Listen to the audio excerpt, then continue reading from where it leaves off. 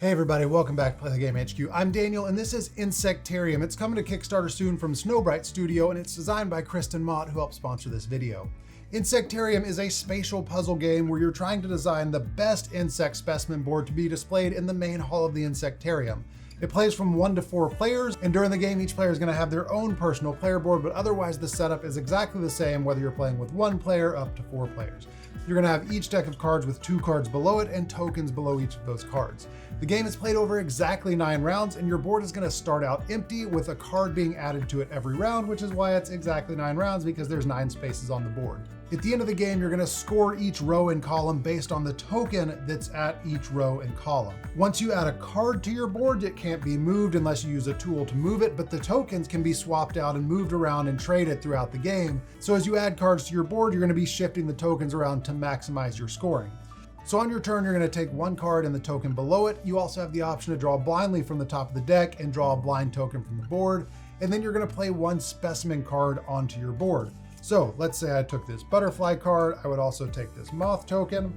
And then I'm going to play a moth card onto my board here. Now again, I'm about 5 rounds in, or now 6 rounds in. Your board does start empty, so you have full control over what you add to it. And again, the cards can't be moved, so you have to make sure that you're optimizing where the cards go within, again, there is some randomness because you're at the will of what cards you're able to draw.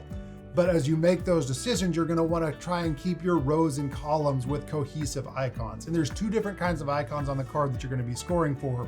You have the specimen type and then the color. So this is a moth and it's a red token. So right now, if I were to score this right now, I have a complete row and a complete column. All of these are moths, so they all match the token at the top of the board. So I'm going to score each column for the score on the top of the card for each one that matches the token on the column. So moth, and these are all 3 moths. So this is 2, 5, 6, 7 points for this column because all of these are matching. If I had a butterfly here, then I would only score these 2 cards because this doesn't match the token at the top of the board. But as of right now, I have 3 moths and a column of moths. So this is a very good scoring column.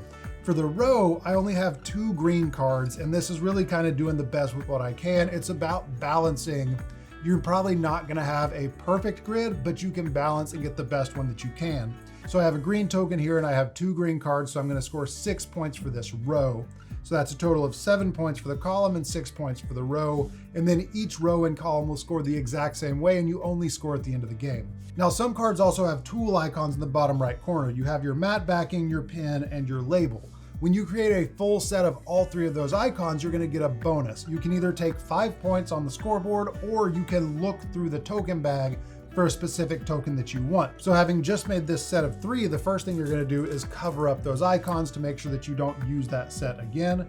And then I think the best option for me right here would be to go searching for a grasshopper token, because it's not guaranteed that that's going to come out or that another player wouldn't take it if we were playing with multiple players. So scoring wise, I think the best thing for me to do is to go find a grasshopper token in the bag, which I have right here. And I can, again, the tokens can be traded and placed and moved around at any point in the game. So I can place this here, and now I have grasshopper scoring for this column. And right now I'm set up pretty good, and we'll probably want to look out for another grasshopper to add here later in the game.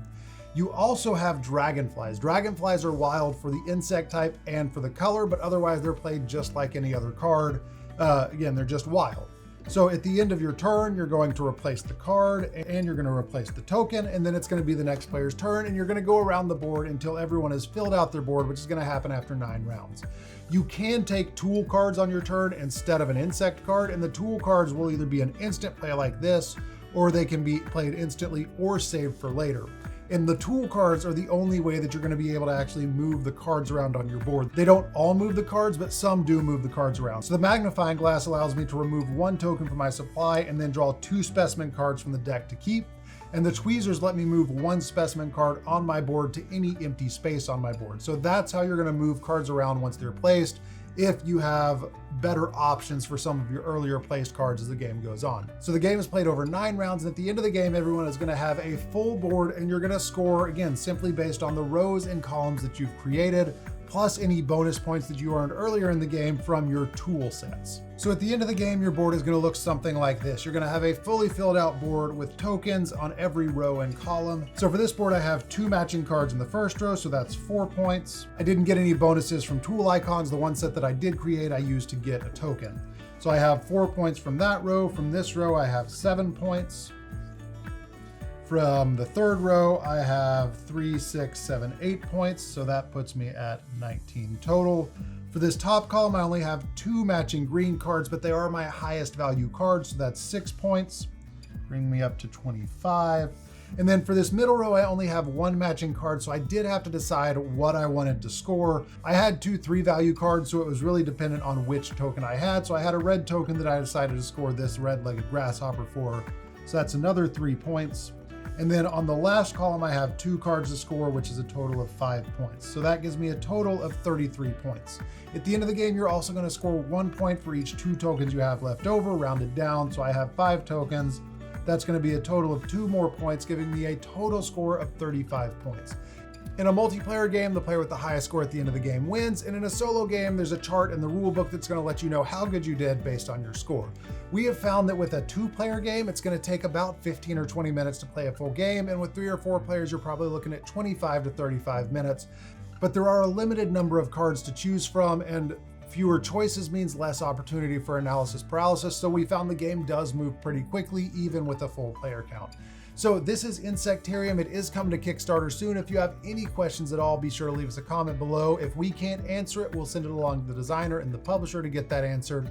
And we'll leave a link below to where you can find the Kickstarter once it launches. Thank you so much for watching. We'll see you later. Bye.